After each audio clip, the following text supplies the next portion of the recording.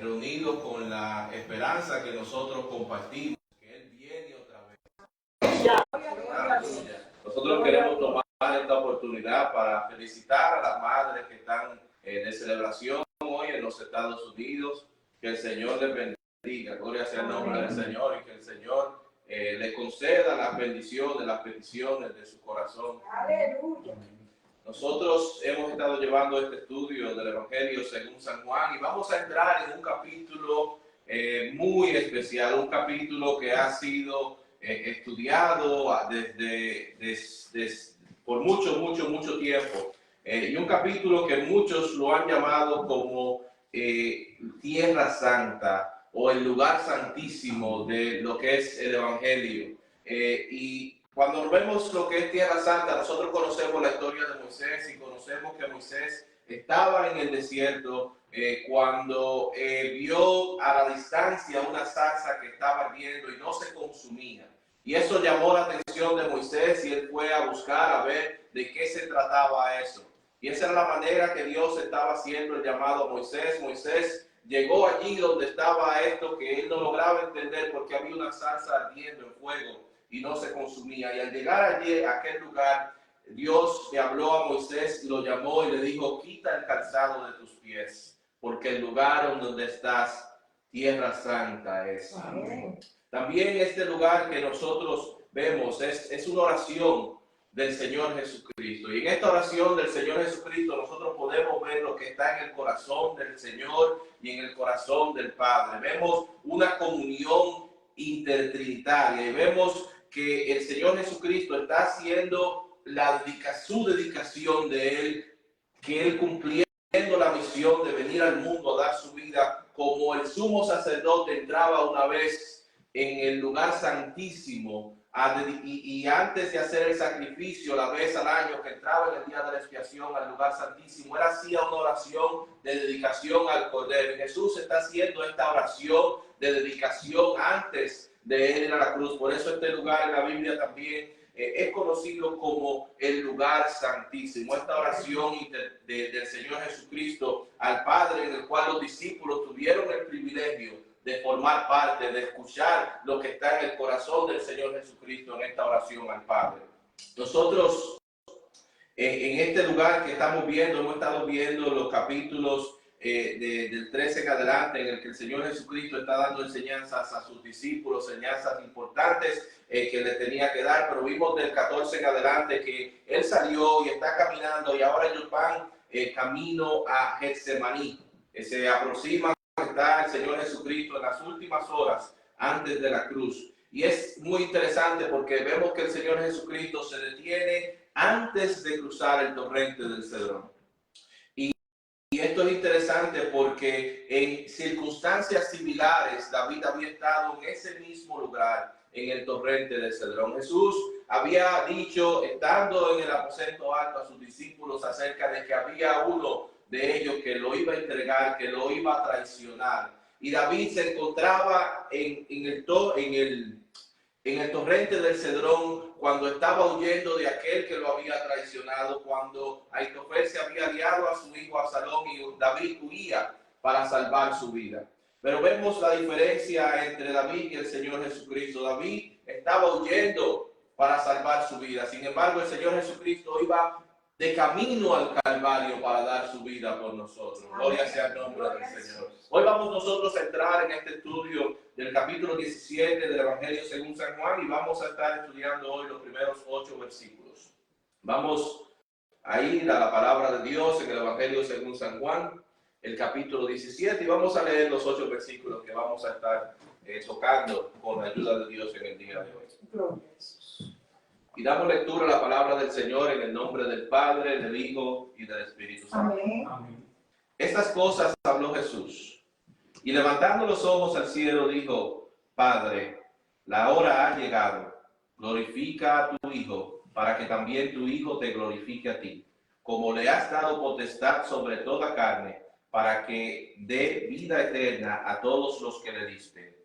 Y esta es la vida eterna, que te conozcan a ti, el único Dios verdadero, y a Jesucristo, a quien has enviado.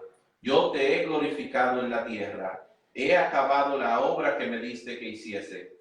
Ahora pues, Padre, glorifícame a tu lado, al lado tuyo, con aquella gloria que tuve contigo antes que el mundo fuese. He manifestado tu nombre a los hombres que del mundo me diste. Tuyos eran y me los diste, y han guardado tu palabra.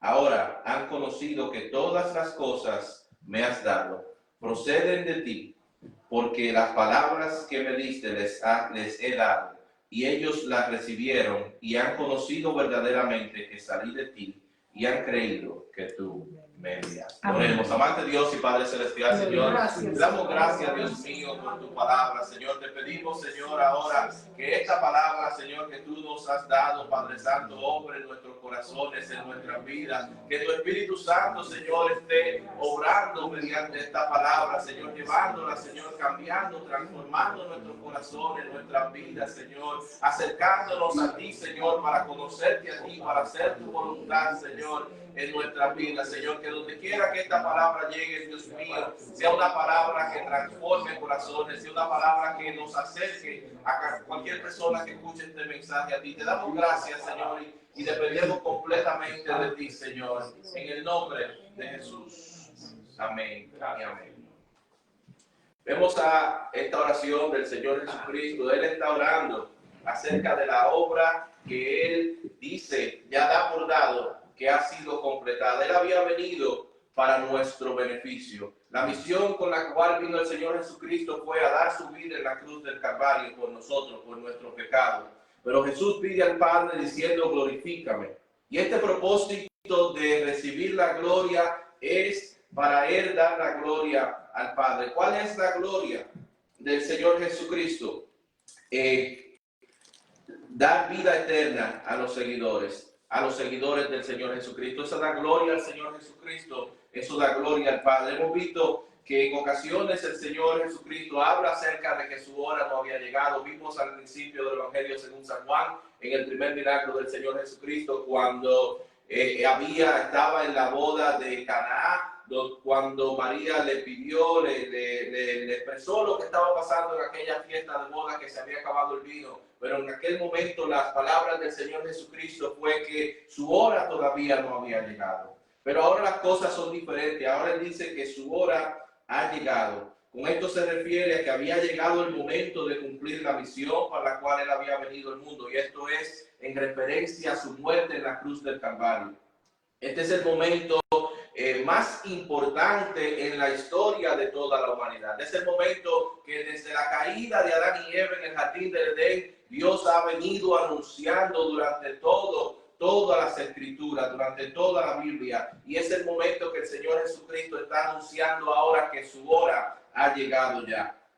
Como dijimos antes, cuando llegaba el tiempo, el día de expiación, un día al año, el sumo sacerdote, era el único día que el sumo sacerdote entraba al lugar santísimo. No entraba ningún otro día, solamente ese día, y tenía que estar preparado con Dios. Tenía que estar muy preparado con Dios, porque según cuenta la historia, habían en ocasiones que el sumo sacerdote no estaba preparado, y el sumo sacerdote, al entrar a la presencia de Dios, perdía la vida. Incluso cuentan las historias diciendo que cuando ellos estaban haciendo sus funciones en el lugar santísimo, que le colocaban campanas a ellos para darse cuenta que ellos estaban en movimiento, para darse cuenta que no habían sido muertos ante la presencia de Dios ese día al año. Ellos entraban a hacer ese sacrificio de expiación por los pecados del pueblo. Pero en este momento Jesús está haciendo esa oración sacerdotal. Está haciendo esa oración de dedicación a Dios Padre. Y el Señor Jesucristo no está haciendo solamente la función del sumo sacerdote, sino que también está haciendo la función del Cordero que va a ser sacrificado por los pecados ahora, no solamente del pueblo de Israel, de la nación de Israel, sino los pecados de la humanidad. Y un sacrificio que iba a ser un sacrificio suficiente, un sacrificio que de allí en adelante no iba a haber necesidad de hacer ningún sacrificio. Gloria sea el nombre del Señor. El Señor, vemos que está en esta oración, hace lo que es una definición de que lo que es la vida eterna. Él dice que la vida eterna acerca de la vida eterna, no dice que la vida eterna es existir para siempre. Dice que la vida eterna es conocer a Dios. Y cuando él habla de conocer a Dios, está hablando de una relación íntima con Dios. O sea, el conocer a Dios, el creer en Dios, no es tener un entendimiento de que Dios existe, sino que es tener una relación íntima con Dios. Y está hablando acerca de que eso es la vida eterna. La vida eterna no es existir para siempre, porque todo ser humano que viene al mundo existe para siempre. El ser humano es creado para que exista para siempre. Todo ser humano, cuando parte de este mundo, no es que en ese momento el ser humano dejó de existir, no es que paró su existencia en ese momento, sino que de allí en adelante entonces comienza a vivir en lo cual será su destino eterno. Vemos en Mateo 25:46, el Señor Jesucristo dijo acerca del destino eterno: irán estos al castigo eterno y los justos a la vida eterna. Si la persona fue de aquellos que ignora a Dios, que rechazó el mensaje de salvación, su destino eterno es el lugar que la Biblia describe como un lugar de tormento, donde el fuego nunca se apaga, donde el gusano nunca muere, donde será el lloro y el crujir de dientes. Pero aquel que conoció a Dios, aquel que creyó en Dios, aquel que dio su vida a Dios, al partir de este mundo, entonces recibirá su recompensa. Estará en la presencia del Señor, en un lugar donde la Biblia describe, un lugar donde no habrá llanto, un lugar donde no habrá dolor, un lugar donde no habrá enfermedad. Gloria sea el nombre del Señor. Es un lugar donde el Señor, estaremos nosotros en la presencia de quien nos amó, como cantábamos en el himno que cantábamos, quien nos amó primero a nosotros, quien dio su vida por nosotros, aun siendo nosotros pecadores. Gloria sea el nombre del Señor. El creyente que muere ha vencido. El creyente que muere no ha sido derrotado por cualquier que sea la enfermedad o la circunstancia que lo ha llevado del mundo. El creyente que parte va a la presencia del Señor y ha vencido por la eternidad. Gloria sea el nombre del Señor. Pablo, entendiendo esto, escribió en 1 Corintios capítulo 15, versículos 55 al 57, diciendo: ¿dónde está, oh muerte, tu aguijón? ¿Dónde, oh sepulcro, tu victoria? Ya que el aguijón de la muerte es el pecado y el poder del pecado la ley. Mas gracias sean dadas a Dios, que nos da la victoria por medio de nuestro Señor Jesucristo. Amén. Gloria sea el nombre del Señor. Cuando el creyente muere, va a la presencia del Señor. No verá la segunda muerte, la muerte segunda. No tocará al creyente. Dice el versículo 3: y esta es la vida eterna, que te conozcan a ti, al único Dios, el único Dios verdadero, y a Jesucristo, a quien tú has enviado. Dios solamente puede ser conocido por medio de su Hijo. Habíamos visto en el capítulo 1 de Juan, en el versículo 18, que dice: a Dios nadie le vio jamás. El unigénito Hijo que está en el seno del Padre, Él le ha dado a conocer.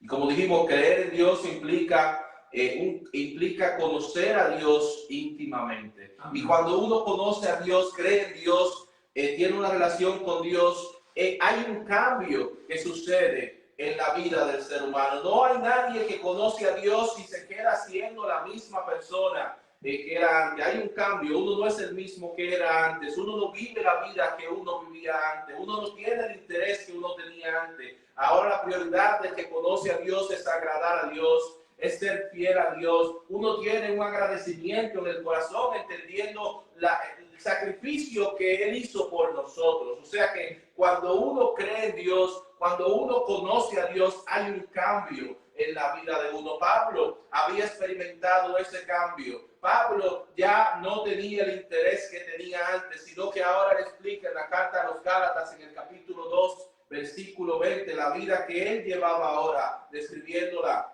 con Cristo estoy juntamente crucificado, ya no vivo yo, mas vive Cristo en mí. Y lo que ahora vivo en la carne, lo vivo en la fe del Hijo de Dios, el cual me amó y se entregó a sí mismo por mí. Entendiendo eso, lo que Cristo había hecho por él, su vida había cambiado completamente. Ya el sacrificio, lo que él tenía que hacer era insignificante. Lo que a él le importaba era agradarle a Dios. Él había crucificado su vida con Cristo. Dice el versículo 4, yo te he glorificado en la tierra. He acabado la obra que me diste que hiciese. Ahora pues, Padre, glorifícame tú al lado tuyo, con aquella gloria que tuve contigo antes que el mundo fuese. Amén. Vemos que Jesús había sido enviado por el Padre y vino al mundo con la visión, como habíamos dicho, con la obra que él tenía que hacer de dar su vida. Y dice que nada de lo que él le fue dado, entregado, que él hiciera, se iba a quedar sin hacer, sino que él iba a hacer todo hasta su consumación. Incluso vemos que cuando él, antes de expirar en la cruz del Calvario, él dio a voz con un grito glorioso que consumado es, en referencia a que él había terminado, acabado, no se le había quedado nada de la obra completa que el Padre le había dado para que él viniera a completar para la humanidad, para la salvación del ser humano y para la gloria del Padre. Pero Jesús vino a este mundo en su primera venida, su primer advenimiento, no reflejando la gloria que le pertenece a él, sino que él vino en una actitud de humillación, de esclavo, de siervo. No vino en ese momento para ser servido, sino que hemos estado viendo cómo él vino para servir. Incluso lo vimos lavando los pies a sus discípulos, enseñando cuál es la postura con la que él vino en su primer advenimiento. Y hubo un comentarista que escribió acerca de esto diciendo: Jesús no desciende exhibiendo su gloriosa majestad divina, sino que cubre esta con la ropa de trabajo que es su humanidad, bajo cuyo aspecto oculta la dimensión propia de la persona divina. O sea que él, la ropa de trabajo, dice este comentarista, que me pareció muy interesante ese comentario, la ropa de trabajo de siervo, la humillación del Señor Jesucristo con la que vino a este mundo, fue vestido de su humanidad. En pocas horas él entregaría su vida en la cruz, proclamando, como dijimos, que él había acabado toda la misión que se le había dado. Su obra, desde el punto de vista de nosotros, fue una obra para la salvación de la humanidad, para nuestra salvación por el amor que el Padre tuvo hacia nosotros, que dio a su Hijo unigénito. Pero también esta obra tenía un propósito mayor, que era la gloria del Padre por la eternidad.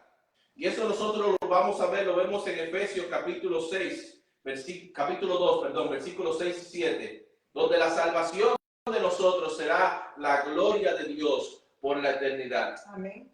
Dice, y juntamente con él nos resucitó y asimismo nos hizo sentar en lugares celestiales con Cristo Jesús, para mostrar en los siglos venideros las abundantes riquezas de su gracia y su bondad para con nosotros en Cristo Jesús. Amén. Cuando el Señor se hizo hombre, era una humillación para él hacerse hombre.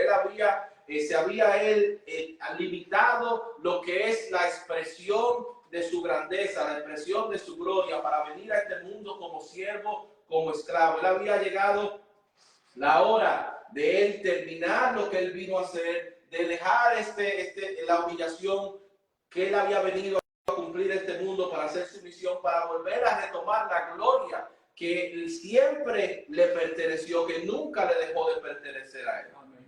Vemos en Filipenses capítulo 2, versículos 6 al 8, que habla acerca de cómo el Señor Jesucristo vino y se desprendió de su gloria en el tiempo que estuvo aquí, temporalmente, la expresión de su gloria. Dice, el cual siendo en forma de Dios, no estimó el ser igual a Dios como cosa a que aferrarse, sino que se despojó a sí mismo, tomando forma de siervo, hecho semejante a los hombres, y estando en la condición de hombre, se humilló a sí mismo, haciéndose obediente hasta la muerte y muerte de cruz. Cuando el Señor Jesucristo vino al mundo en forma de hombre, Cristo renuncia a los privilegios que le correspondían a él en el cielo durante ese tiempo. Él vino y voluntariamente tomó forma de hombre, o sea, un tipo de que se rebajó voluntariamente cuando él vino a la tierra. Y él durante ese tiempo no exhibió el esplendor de su gloria, sino que durante el tiempo que él estuvo en la tierra, él ocultó lo que es el esplendor de su gloria. Solamente pudieron 3 de sus discípulos tener el privilegio cuando fueron y vieron al Señor Jesucristo en su transfiguración y lograron ver al Señor Jesucristo en un cuerpo glorificado. Pero el Señor Jesucristo ocultó y puso a un lado, no exhibió, se autolimitó en el tiempo que él estuvo en su humanidad aquí en el mundo. Y vemos su limitación en su humanidad en la que él se autoimpuso, en que él sufrió por cosas que no le corresponden a Dios sufrir o pasar por ellas, pero la sufrió porque él se limitó como vino como ser humano. Nosotros sabemos que Dios no se cansa, Dios no tiene sed, pero el Señor Jesucristo se cansó, el Señor Jesucristo tuvo sed. El Señor Jesucristo incluso hubo en una ocasión que vemos que se autolimitó su omnisciencia, sabiendo que Él es Dios, lo conoce todo, pero hasta en eso Él se autolimitó durante el tiempo que estuvo aquí como hombre en la tierra. Por eso no quiere decir que en el tiempo que Él estuvo aquí en la tierra, Él dejó de ser Dios. Eso no quiere decir que en el tiempo que Él estuvo en la tierra, que Él es un Dios menor que el Dios Todopoderoso. Él siguió siendo plenamente Dios. Pablo escribió esto en los Colosenses en el capítulo 2, versículo 9, acerca del Señor Jesucristo, diciendo, porque en Él habita corporalmente toda la plenitud de la deidad.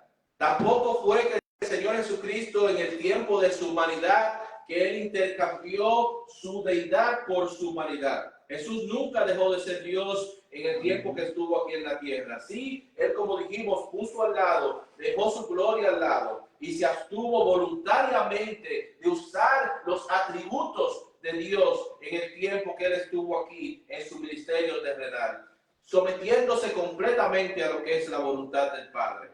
Pero después de su humillación, Jesús fue exaltado.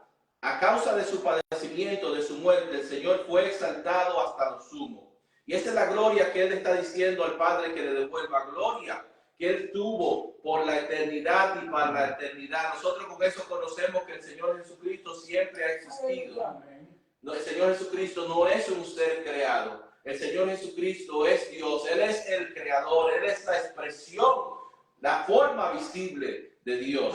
Amén. Pero vemos en Filipenses capítulo 2, versículos 9 al 11, diciendo, por lo cual Dios también lo exaltó hasta lo sumo y le dio un nombre que es sobre todo nombre, para que en el nombre de Jesús se doble toda rodilla de los que están en los cielos y en la tierra y debajo de la tierra, y toda lengua confiese que Jesucristo es el Señor, para gloria de Dios Padre. Amén. Jesús en el ministerio terrenal, Él no llevaba una apariencia o una misión que le llamara la atención a los líderes de Israel, a la nación de Israel, porque Él no tuvo atractivo. Ellos esperaban un Mesías redentor, salvador, un Mesías conquistador. Sin embargo, el Señor Jesucristo, esa no fue la misión que Él vino inicialmente. Él vino con la misión inicialmente de pagar por nuestro pecado, de ser un Mesías que iba a ser el Cordero de Dios que quita el pecado del mundo. Vemos Isaías 53, 2 y 3, habla siglos antes de la venida del Señor Jesucristo, cómo Él vendría. Dice, subirá cual renuevo delante de Él, y como raíz de tierra seca, no hay parecer en Él, ni hermosura. Le veremos, mas sin atractivo para que le deseemos. Despreciado y desechado entre los hombres, varón de dolores, experimentado en quebranto. Y como que escondimos de él el rostro, fue menospreciado y no lo estimamos. Como dijimos, ellos esperaban un rey, Mesías, conquistador, libertador, victorioso, que establecería el reino de Israel, pero esa no es la misión que él vino a hacer. Esa era una mala interpretación bíblica de ellos. Incluso cuando Jesús, estando en la tierra, declaró ser Dios, vemos que ellos lo amenazaron, ellos querían tomar piedras y apedrearlo, ellos querían matarlo, ellos no lo aceptaron, ellos lo ridiculizaron, ellos se burlaron de la misión del Señor Jesucristo. Sin embargo, la palabra dice que toda rodilla se doblará ante Él, toda lengua confesará que Él es el Señor. Nosotros vemos que Isaías también siglos antes había profetizado acerca del rechazo y acerca del futuro de aquellas personas que lo iban a rechazar, que también ellos doblarían rodillas, declararían que Él es el Señor. Vemos Isaías 45, 23 y 24, dice: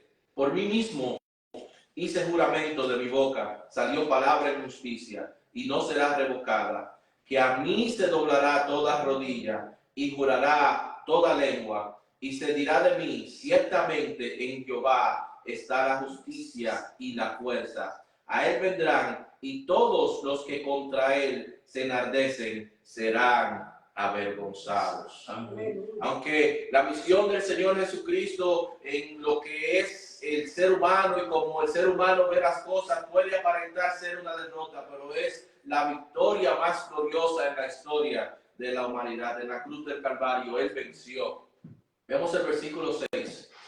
He manifestado tu nombre a los hombres que del mundo me diste. Tuyos eran y me los diste, y han guardado tu palabra. Cuando el Señor Jesucristo se refiere aquí al mundo, se refiere a la humanidad, se refiere a la humanidad de los seres humanos que están perdidos, que los que no conocen a Dios, de los que tienen en un futuro asegurado de juicio y de condenación eterna. Pero de los que están en el mundo, dice que algunos creyeron. Y los que creen ya no son parte del mundo, sino que son parte de los que el Padre le entregó al Señor Jesucristo. Nosotros somos el regalo del Padre para Dios. Pero en esta ocasión, Él se refiere a aquellos que le habían sido dados en ese momento a sus discípulos. Ese grupo de sus discípulos que se le habían dado son regalos de Dios para su Hijo Jesucristo.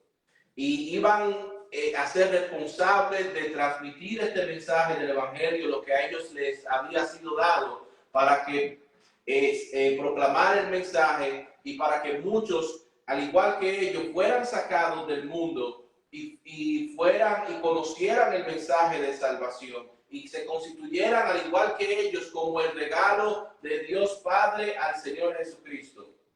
La palabra de Jesús vemos que había hecho una obra en los discípulos que estaban allí escuchando su palabra. Al igual que nosotros, cuando nosotros escuchamos la palabra del Señor Jesucristo, la palabra del Señor Jesucristo y creemos la palabra del Señor Jesucristo, hace una obra en nosotros. La palabra del Señor Jesucristo tiene un efecto transformador en la vida de aquel que cree en Él. Por eso nosotros tenemos como prioridad estudiar la palabra del Señor, no con el propósito de nosotros acumular algún tipo de conocimiento, sino que nosotros estudiamos la palabra de Dios para que la palabra de Dios continúe la obra que Él empezó en nosotros, para que continúe el cambio que Él comenzó en nosotros, para nosotros ser transformados conforme a su voluntad por medio de su palabra. Esa es la razón por la cual nosotros ponemos un énfasis, un enfoque en estudiar la palabra del Señor, para que la palabra de Dios haga un cambio, una transformación en nosotros, porque nuestra prioridad es ser agradables al Señor, hacer la voluntad del Señor. O sea que la vida del cristiano debe ser controlada por la palabra de Dios, debe ser conformada por la palabra de Dios. Así nosotros vemos que la autoridad en lo que se refiere a la conducta del cristiano debe ser la palabra de Dios. O sea que cuando un cristiano está en la iglesia, las autoridades de la iglesia no tienen ninguna autoridad sobre la vida del cristiano que no esté basada en lo que es la palabra del Señor. Gloria sea el nombre del Señor. Cuando un maestro enseña la palabra, no está enseñando historietas, no está enseñando cosas inventadas, sino que debe ser su prioridad enseñar, comunicar lo que son las enseñanzas de la palabra del Señor. De lo contrario, está perdiendo el tiempo. cuando se va a evangelizar y a llevar a dar a conocer lo que es el mensaje de salvación a gente que no conoce al Señor, el énfasis debe ser dar a conocer al Señor mediante su palabra, porque es la única manera, la única herramienta eficaz para dar a conocer al Señor Jesucristo, la única herramienta eficaz para apartarnos del pecado, la única herramienta eficaz para traer a aquel que se ha perdido a los pies del Señor Jesucristo, es la palabra del Señor Jesucristo y su poder transformador en la vida del hombre. Amén. Por eso en Hebreos capítulo 4 versículo 2 dice la palabra del Señor, porque la palabra de Dios es viva y eficaz y más cortante que toda espada de dos filos y penetra hasta partir el alma y el espíritu, las coyunturas y los tuétanos, y discierne los pensamientos y las intenciones del corazón. La palabra del Señor. Pero desde aquellos tiempos se había infiltrado lo que era malas interpretaciones bíblicas. O sea que cuando nosotros vemos las falsas doctrinas que nosotros vemos en el día de hoy, no están desde nuestro tiempo, sino que desde tiempos pasados son corrientes que se han levantado. Habían algunos que para beneficiarse ellos omitían la mayor parte de lo que es el Antiguo Testamento, de lo que ellos tenían hasta ese momento, y era el grupo de los saduceos. Ellos omitían todo lo que tenía que ver en la Biblia con lo sobrenatural, todo lo que tenía que ver con la resurrección. Ellos solamente incluían en las escrituras lo que es los libros de Moisés, los primeros 5 libros de la Biblia, el Pentateuco, y omitían todavía dentro del libro de Moisés todo lo que tenga que ver con la mano de Dios obrando sobrenaturalmente para la salvación del pueblo de Israel, que lo vemos en los libros de Moisés. También nosotros durante ese tiempo vemos que existe el grupo de los fariseos, los cuales el Señor Jesucristo tuvo conflicto abiertamente en los evangelios. Y los fariseos, el problema que tenían no era ese. Los fariseos tenían una falsa doctrina, pero no era que ellos no creían en lo sobrenatural, ellos sí creían en lo sobrenatural. El problema era que ellos le habían añadido a la palabra de Dios lo que eran las tradiciones. Y las tradiciones que ellos le habían añadido a la palabra de Dios muchas veces se convertían en algo que tenía para ellos más importancia que el contenido de lo que es la palabra de Dios. O sea que le daban más importancia a las tradiciones que a la palabra de Dios. Y eso, aunque pasó hace 2000 años, es algo que es para nosotros, algo que es fresco para nosotros, porque nosotros lo vemos en el día a día. Nosotros vemos sectas que dan más importancia a lo que es las tradiciones de los hombres, lo que los hombres se inventan a través de los años, y no la palabra de Dios. Por eso nosotros vemos que el Señor Jesucristo habló fuertemente a los fariseos, los reprendió en relación a eso, y lo vemos en Mateo capítulo 15, versículos 7 al 9. Él le dijo: hipócritas, bien profetizó de vosotros Isaías cuando dijo: este pueblo de labios me honra, mas su corazón está lejos de mí. Pues en vano me honran, enseñando como doctrinas mandamientos de hombres. Pero esto no son solamente algunas sectas aisladas que toman eso como una forma de conducta, sino que nosotros vemos muchas veces dentro de nuestras propias iglesias personas que dan prioridad más a las tradiciones que a las enseñanzas de la palabra de Dios. Nosotros podemos ver gente que repite lo que se le ha enseñado sin saber si lo que se le ha enseñado tiene algún contenido bíblico, si viene de Dios, y le da más importancia a lo que viene de generación en generación siendo enseñado sin preocuparse si eso es algo avalado por la palabra de Dios, sino que lo sigue repitiendo. Dice: a mí me enseñaron de esa manera y así yo voy a seguir enseñando, sin corroborar, sin verificar si lo que se le ha enseñado es algo que contiene la palabra de Dios. Esta persona le está dando más importancia a las tradiciones que a la palabra de Dios.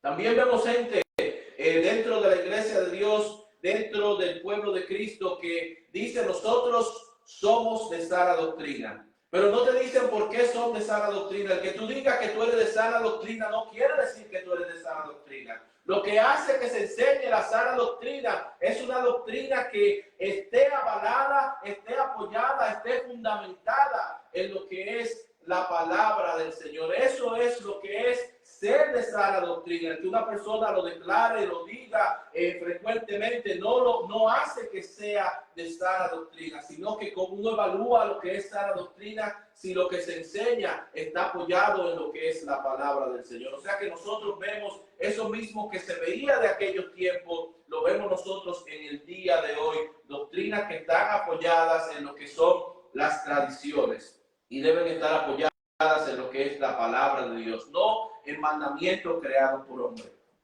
Estos son, como quien dice, los fariseos modernos del día de hoy. Dice el versículo 7 y 8. Ahora han conocido que todas las cosas me has dado proceden de ti, porque las palabras que me diste les he dado, ellos las recibieron y han conocido verdaderamente que salí de ti y han creído que tú me enviaste. Vemos que por la palabra de Dios, por lo que Él les había dicho, Jesús les había comunicado, ellos comprendieron que todo lo que Jesús hacía y decía venía de Dios, que Él había venido de Dios, que Él solamente tenía la capacidad de comunicar lo que era de Dios, porque Él estaba en comunión con el Padre todo el tiempo, tenía una relación de intimidad, Él conocía al Padre y Él comunicaba lo que hay en el corazón del Padre a sus discípulos. Y nosotros tenemos el privilegio que nosotros en el día de hoy lo recibimos en la palabra que ellos nos han dejado a nosotros. Vemos que la palabra que fue dada por el Señor Jesús a sus discípulos, la palabra que había sido dada, que venía del Padre, porque el Señor dijo que todo lo que hacía y decía era porque lo había oído y lo había visto del Padre. Hizo un efecto en los corazones de sus discípulos. Ellos entendían que Él venía de Dios. Ellos entendían que Él es el Hijo del Dios viviente, el unigénito Hijo del Padre. Incluso nosotros vemos que a los discípulos tomaron una decisión firme de seguir a Cristo, de no mirar atrás.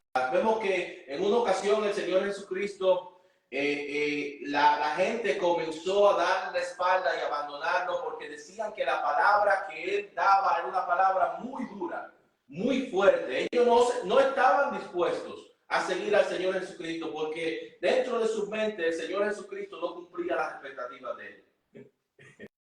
Es una cosa fuerte eso. Pero nosotros vemos que cuando el Señor Jesucristo entonces va y se dirige a sus discípulos a relación de lo que ellos quieren hacer, viendo que ahora ya el montón de gente que lo seguía lo habían abandonado, no estaban dispuestos a sobrellevar la palabra que Él llevaba. Él se dirigió a sus discípulos y les preguntó: ¿y ustedes qué van a hacer? ¿Ustedes también se quieren ir? Pero vemos que Pedro, siendo representante de los discípulos, habla por todos los discípulos, y lo vemos en Juan 6, 68 y 69, y le respondió diciendo: ¿a quién iremos? Tú tienes palabra de vida eterna, y nosotros hemos creído y conocemos que tú eres el Cristo, el Hijo del Dios viviente. ¿Qué hemos creído nosotros? Nosotros hemos creído en el beneficio que hemos recibido, en un cambio inicial que hemos experimentado, en una sanidad que el Señor nos ha dado. Esa no puede ser la razón primordial por la cual nosotros seguimos al Señor. ¿Qué sucede cuando las cosas no llenan nuestra expectativa? ¿Qué sucede cuando nosotros no vemos tal vez el milagro que estamos esperando? Pero si nosotros hemos creído como creyeron los discípulos, aunque la palabra sea dura, aunque el camino sea difícil, aunque el camino, la entrada sea estrecha y angosta, nosotros sabemos en quién hemos creído. Gloria sea su nombre. Sabemos que no podemos ir a ningún otro lado, porque solamente Él tiene palabras de vida eterna. Y nosotros hemos confiado, nosotros hemos creído en Él para salvación de nuestra vida y caminamos con Él sin mirar atrás. Como dice aquel himno, porque Él primero nos amó a nosotros. Nosotros lo que queremos es ser recíprocos, ser un reflejo de lo que Él ya nos ha amado y nos ha amado a nosotros. Queremos amarlo a Él de la manera que Él nos ha amado a nosotros. Alabado sea el nombre del Señor. hasta aquí este estudio de la palabra en el día de hoy, esperando que haya sido de bendición para todos los que han estado compartiendo con nosotros. Invitamos a los que están con nosotros por medio de la transmisión de Facebook Live a que compartan con nosotros la próxima semana por estos mismos medios. Vamos a continuar estudiando esta oración del Señor Jesucristo y les recomendamos que lean el resto del capítulo de antemano. Yo sé que será de bendición. Nos despedimos de las personas que están online y los invitamos a que estén con nosotros. Vamos a cerrar el estudio y a continuar con la siguiente parte. Amante Dios y Padre Celestial, te damos gracias por tu palabra. Te pedimos, Dios mío, que donde quiera que tu palabra haya llegado, haya sido una palabra de fortaleza, una palabra de bendición, Padre Santo, una palabra que sirva para que nosotros te conozcamos, Señor, íntimamente como te conocieron tus discípulos, Padre Santo. Que nosotros no seamos movidos, Padre Santo, por los problemas, las vicisitudes de este mundo, sino que nosotros confiemos en ti, que sepamos que no podemos ir a ningún otro lugar, que solamente en ti nosotros podemos tener palabras de vida eterna, Padre Santo, que nosotros atesoremos estas palabras que tú nos has dejado a nosotros, Señor, que por medio de ellas, Señor, nosotros te podemos conocer, Señor, mejor, como te conocieron tus discípulos. Te damos las gracias, Señor, y todo te lo pedimos en el nombre de Jesús. Amén y amén.